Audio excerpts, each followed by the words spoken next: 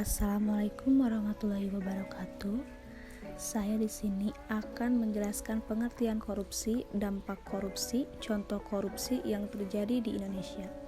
Perkenalkan, nama saya Puja Fatimah Hujahra dengan nomor NPM 2101111, manajemen 2D. Pengertian tentang korupsi. Menurut Kamus Besar Bahasa Indonesia, pengertian korupsi adalah penyelewengan atau penyalahgunaan uang negara, perusahaan, organisasi, yayasan, dan sebagainya untuk keuntungan pribadi untuk orang lain.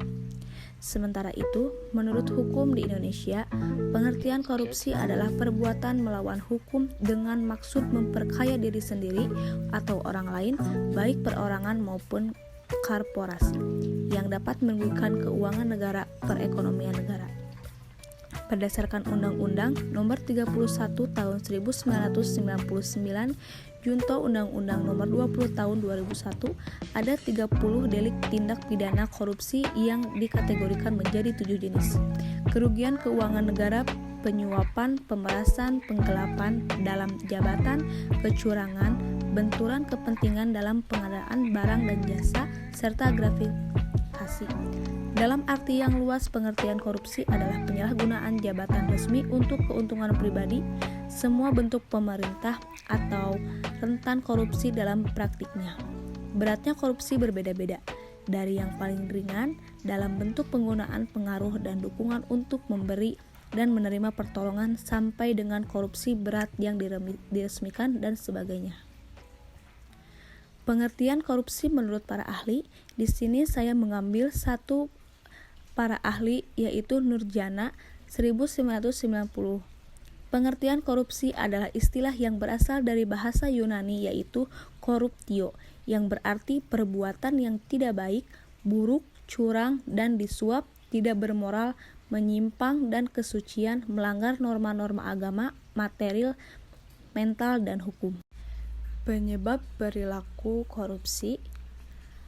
Ada dua faktor utama penyebab korupsi, yaitu faktor internal dan faktor eksternal. Faktor internal penyebab korupsi adalah sebagai berikut. Pertama, berdasarkan aspek perilaku individu. Sifat tamak atau rakus. Sifat tamak atau rakus merupakan sifat manusia yang merasa selalu kurang dengan apa yang telah dimilikinya. Moral yang kurang kuat. Orang yang tidak memiliki moral yang kuat tentunya akan mudah tergoda melakukan perbuatan korupsi. Gaya hidup yang konsumtif. Gaya hidup tentunya menjadi salah satu penyebab korupsi yang disebabkan oleh faktor eksternal. Berdasarkan aspek sosial, bisa menyebabkan seorang melakukan tindak korupsi. Hal ini bisa terjadi karena dorongan dan dukungan dari keluarga. Yang kedua adalah faktor eksternal. Aspek sikap masyarakat terhadap korupsi. Penyebab korupsi dalam aspek ini adalah ketika nilai-nilai dalam masyarakat kondusif untuk terjadinya korupsi. Aspek ekonomi hampir mirip dengan perilaku konsumtif pada faktor internal. Bedanya di sini lebih ditekankan kepada pendapatan seseorang, bukan kepada sifat konsumtifnya. Aspek politis merupakan korupsi bisa terjadi karena kepentingan politik serta meraih dan mempertahankan kekuasaan. Aspek organisasi. Dalam aspek organisasi ini menyebabkan korupsi bisa terjadi karena beberapa hal, seperti kurang adanya keteladanan kepemimpinan, tidak adanya kultur organisasi yang benar. Dampak korupsi terhadap suatu negara. Korupsi memberikan dampak buruk yang sangat besar terhadap masyarakat Indonesia. Berikut beberapa dampak korupsi terhadap ekonomi.